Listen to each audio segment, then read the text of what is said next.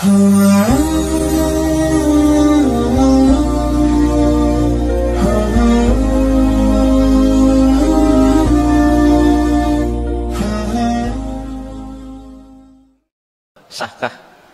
menikahi perempuan yang hamil karena zina? Misalkan si A laki-laki, B-nya perempuan. Karena mungkin maaf pergaulan bebas mungkin ya, atau pacaran, kemudian si B ini perempuannya ini hamil.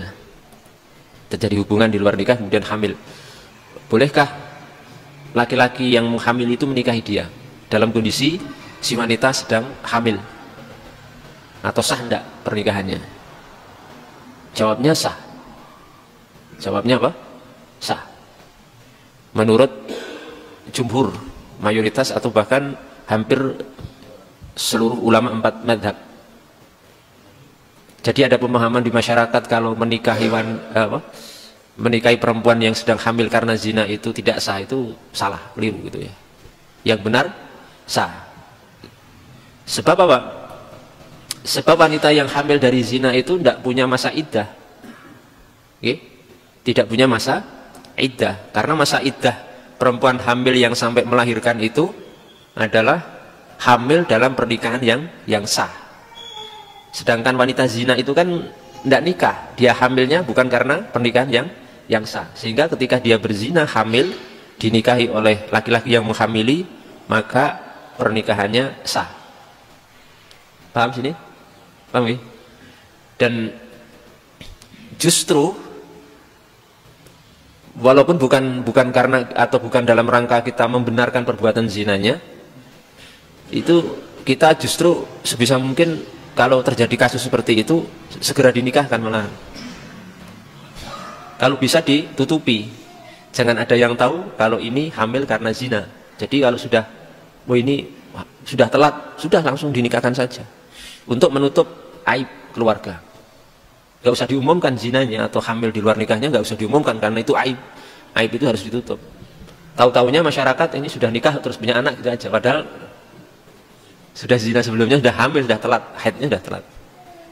Ini lain waktu saya jelaskan lebih detail ya, bahwasanya pernikahan menikahi perempuan yang hamil karena zina itu walaupun dalam kondisi hamil itu hukumnya sah. Namun nanti masalah anak, nasab anak, apakah anaknya itu bisa dinasabkan ke bapaknya? Terus nanti kalau anaknya hasil zina itu perempuan, apakah bapaknya nanti bisa jadi wali nikah? Itu masalah lain.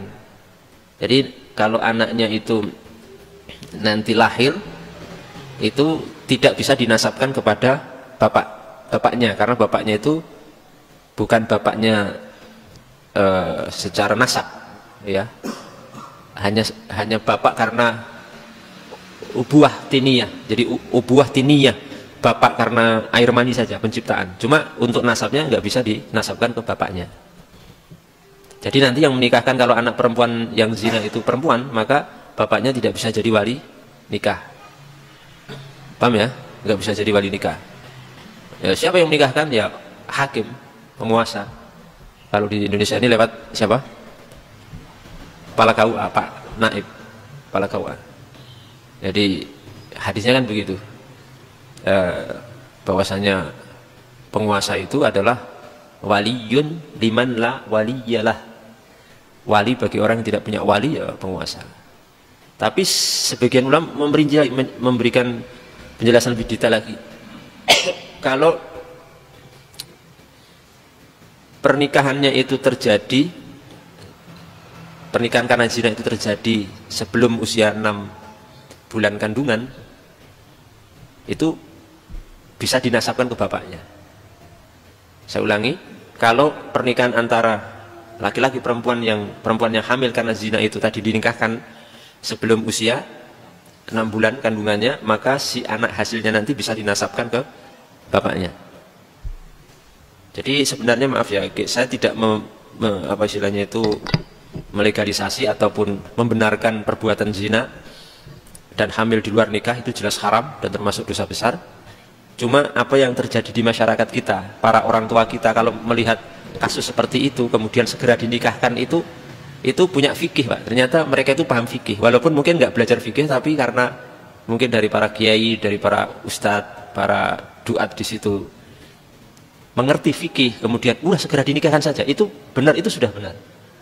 Karena nanti kalau sudah masanya terlalu panjang, nanti nggak bisa dinasabkan ke bapaknya. Paham ya? Jadi monggo kalau kita melihat kasus seperti itu, pertama ditutupi saja aibnya, karena itu aib keluarga, hukumnya haram diumbar. Dan kita yang tahu harus pura-pura tidak tahu, jangan malah diceritakan kemana-mana. Oh itu loh fulan tangga saya itu hamil di luar nikah, lah itu tidak boleh. Ya biar saja, itu kita tahu tapi pura-pura tidak tahu. Jadi banyak kondisi kita ini harus pura-pura tidak tahu. Salah satunya itu, ya, pura-pura tidak tahu saja. Jangan malah diceritakan, disampaikan kemana-mana. Ya, pura-pura tidak tahu. Kalau yang menikah itu bukan yang menghamili gimana? Kalau yang menikahi bukan yang menghamili misalkan, karena yang menghamili tidak mau tanggung jawab, laki-laki lain itu sah nggak pernikahannya? Jawabnya sah juga, boleh. Walaupun saya mengatakan ada ulama yang tidak membolehkan, tapi kami mengikuti pendapat yang membolehkan. Walaupun si wanitanya masih kondisi hamil ya. Kalau sudah selesai hamil itu pembahasannya gampang. Boleh enggak dinikahi kalau sudah melahirkan? Ya jelas boleh. Yang jadi titik tengkar itu kan karena masih kondisi hamil itu. Kalau sudah melahirkan gampang, hukumnya gampang, jelas boleh. Dan yang jadi titik permasalahannya ketika wanita itu masih kondisi hamil, belum melahirkan, dinikahi oleh yang menghamili boleh, dan oleh yang laki-laki lain yang bukan menghamili juga boleh menurut pendapat yang kami ikuti, yakni sebagian para ulama Syafi'iyah dan selainnya. Paham di sini? Paham ya?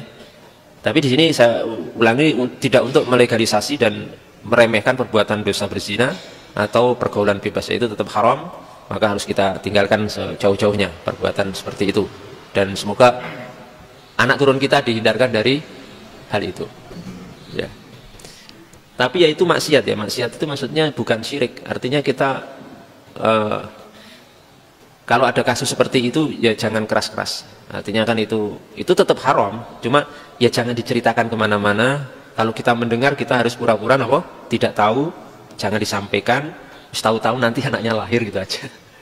Kok tidak masuk akal ini, baru nikah kok sudah cepat sekali lahir, ya sudah nggak usah dipikir, nggak usah cari-cari berita ini dari mana, jangan-jangan malah suudzon nanti. Karena itu aib saudara kita sesama muslim, sesama muslimah. Kewajiban kita apa? Menutupi aib tersebut. Kalau ditanya nggak tahu saya, itu aja. Benar-benar tidak tahu.